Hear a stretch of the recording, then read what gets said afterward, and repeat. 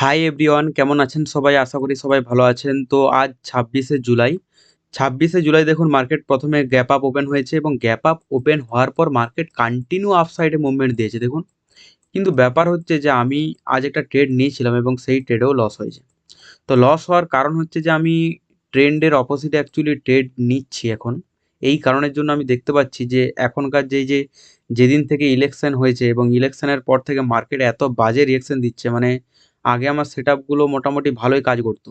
আমি ট্রেন্ডের অপোজিটে নেওয়ার পরও কিন্তু খুব ভালো কাজ করতো। কিন্তু এখন দেখছি একটু প্রবলেম হচ্ছে যে আমি ট্রেন্ডের অপোজিটে যখনই আমি ট্রেড নিচ্ছি তখন বেশিরভাগ ক্ষেত্রেই আমার স্টপ লস হিট করে উপর দিকে চলে যাচ্ছে। তো এই জিনিসটা গতকালও হয়েছে। গতকালও আমি ভিডিও বানিয়েছি, আপনাদেরকে দেখিয়েছি। আজও সেম প্রবলেম যে আমি এন্ট্রি নিয়েছিলাম, এন্ট্রি নেওয়ার পর কিছুক্ষণ টাইম স্পেন্ড করে আমার স্টপ লস হিট। তো এখানে ব্যাপার হচ্ছে যে আর কি বলবো, বলার কিছু নেই। এমন মার্কেট রিঅ্যাকশন দিচ্ছে, কন্টিনিউ লস হতে থাকলে না এমনিতেই মাইন্ডসেট প্রবলেম হয়ে যায়। এটা সবাইকারই হয়। ধরুন আপনার যদি প্রতিদিনই লস হয়, আপনি ট্রেড নিচ্ছেন লস হচ্ছে, ট্রেড নিচ্ছেন লস হচ্ছে, তো সেক্ষেত্রে আপনি নিজেকে কতদিনই বা কন্ট্রোল করে রাখবেন? আপনার মাইন্ডসেট এমনিতেই প্রবলেম হবে, ওভার ট্রেড এমনিতেই স্টার্ট হয়ে যাবে। তো এরপরে আমি আপনাদেরকে এক্সপ্লেন করি যে আমি এখানে ট্রেড যে নিলাম এটা কি উদ্দেশ্যে নিলাম। এখানে দেখুন মার্কেটে এই জায়গায় কি করেছে, একটা জায়গায় বারবার রেসিস্ট্যান্স দিয়েছে এবং বায়ার্স কিন্তু বারবার চেষ্টা করছে প্রাইসকে উপরের দিকে ব্রেক করার। আর এখানে টাইম স্পেন্ড করে ফাইনালি ব্রেক করেছে। তো আমি বলেছিলাম যে একটা জায়গাতে মানে একটা রেসিস্ট্যান্সে বায়ার্স যখন বারবার চেষ্টা করবে উপরের দিকে ব্রেক করার এবং যদি একটা হেলদি ক্যান্ডেলে ব্রেক করে, তো সেক্ষেত্রে এই জায়গায় বেশিরভাগ মানে 90% ট্রেডার্সই কিন্তু এই জায়গায় বাইং পজিশন ক্রিয়েট করে উপরের দিকে, এবং যারা আজকে ক্রিয়েট করেছে তারা ভালোই প্রফিট করেছে। তো বেশিরভাগ ট্রেডার্সরা হচ্ছে এখানে এন্ট্রি নেয় আর তাদের যে স্টপ লস থাকে এই পয়েন্টে, ঠিক আছে? তো এই হিসাবে বেশিরভাগ ট্রেডার্সরা যখনই এখানে বাইং করে, তাদের স্টপ লস হিট করার জন্য অপারেটররা যে গেমটা খেলে না, তারা কিন্তু প্রাইসকে নিচের দিকে নামিয়ে এদের স্টপ লস হিট করে ফের উপরের দিকে যায়। তো ব্যাপারটা এইরকম হয়।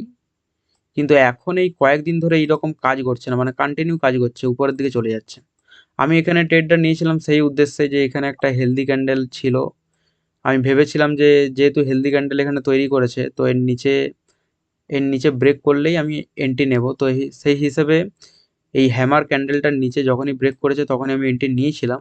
এই জায়গায় এন্ট্রি নিয়েছিলাম, এন্ট্রি নেওয়ার পর আমার টার্গেট এতদূর পর্যন্ত ছিল। আমি এখানে এন্ট্রি নিয়েছি এবং আমার স্টপ লসের উপরে, এই ক্যান্ডেলের উপরে। তো এন্ট্রি নেওয়ার পর দেখুন এখানে টাইম স্পেন্ড করেছে।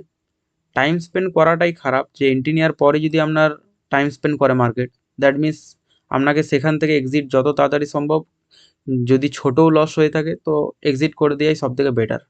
তো আমি এক্সিট না করে কি করেছি, হোল্ড করেছিলাম যে স্টপ লস হিট হোক তারপরেই এক্সিট করব। কিন্তু আমি সিস্টেমে এসে লাগিয়েও দিয়েছিলাম। তারপর দেখুন এখানে 3-4টা ক্যান্ডেল টাইম স্পেন্ড করার পরেই কিন্তু আমার স্টপ লস হিট করে দিয়েছে। তো ছোট এসএল দেওয়া কোনো অসুবিধা নেই, কারণ এক একটা এসএল হচ্ছে এক একটা লার্নিং হিসাবে ধরতে হয়, ঠিক আছে? যতবারই আপনি লস করবেন, জানবেন যে নিজেরই কোনো না কোনো কিছু মিস্টেক আছে বলেই লস হচ্ছে। এমনটা না যে মার্কেটের কোনো রকম সেটা, মার্কেটের উপর আপনি সেটা দোষ দিতে পারবেন না। কারণ আমাদের লস হচ্ছে দ্যাট মিন্স আমাদেরই কিছু না কিছু মিস্টেক আছে। হয় সাইকোলজি প্রবলেম হতে পারে, মাইন্ডসেট প্রবলেম হতে পারে, ঠিক আছে? এন্ট্রি এন্ট্রির যে লেভেল সেটাতে প্রবলেম হতে পারে। তো এইরকমভাবে আমার যে প্রবলেমটা হয়েছে, আমি যেটা লার্নিং করে পেয়েছি যে আমার এখানে এন্ট্রির প্রবলেম হয়েছে। কারণ এই ক্যান্ডেলটা বিশেষ করে রেড হওয়া উচিত ছিল, ঠিক আছে? এই ক্যান্ডেলটা রেড হওয়া উচিত ছিল এবং এন্ট্রি নেওয়ার পর এই ক্যান্ডেলটা, মানে এই যে সেকেন্ড যে ক্যান্ডেলটা, এই ক্যান্ডেলটা এর নিচে রেড করে, মানে এর নিচে ক্লোজিং হওয়া উচিত ছিল। কিন্তু সেটাও করেনি এবং এই ক্যান্ডেলটা রেডও তৈরি করেনি। তো 2-3টা কনফার্মেশন দিয়েছিল, বাট আমি এক্সিট করিনি, স্টপ লসের জন্য ওয়েট করেছিলাম। এবার আপনাদেরকে দেখুন এখানে আমি দেখিয়ে দিই, এখানে পজিশনে দেখুন যে আমি কত টাকা লস করেছি। একটাই ট্রেড নিয়েছিলাম, সেটাও আমি দেখাচ্ছি আপনাদেরকে। এখানে দেখুন 146 টাকা আমি লস করেছি। আর এখানে আমি যে ট্রেড নিয়েছি, শুধুমাত্র একটাই ট্রেড নিয়েছি। তো দেখুন এখানে যদি আমি এই যে লসটা করলাম, এই লসটা রিকভারির জন্য আমি যদি ওভার ট্রেড করতে স্টার্ট করে দিতাম, তাহলে হতে পারতো যে আমার এই লসটা অনেক বড় একটা লসে কনভার্ট হয়ে যেতে পারতো। তো সেই জন্য আমি কি করেছি, ওভার ট্রেড করিনি। আমার একটা রুলস আছে যে আমি একদিনে একটা বা দুটোই ম্যাক্সিমাম টু ম্যাক্সিমাম ট্রেড করব। এখানে দেখুন আমি 12টা 49-এর ট্রেডে এন্ট্রি নিয়েছি এবং 50 কোয়ান্টিটি দিয়ে এন্ট্রি নিয়েছি 99 টাকা 28 পয়সা প্রাইসে। আর এখানে 12টা 51 কিন্তু আমার এসএল হিট হয়ে গেছে। এখানে দেখুন আমি অপশনের চার্ট খুলে নিয়েছি। অপশনের চার্টে এই ক্যান্ডেল, এই যে স্পিনিং টপ ক্যান্ডেল তৈরি করেছে, এই স্পিনিং টপ ক্যান্ডেলের উপরে এন্ট্রি নেওয়ার প্ল্যানিং ছিল এবং এর নিচে স্টপ লস হওয়ার প্ল্যানিং ছিল।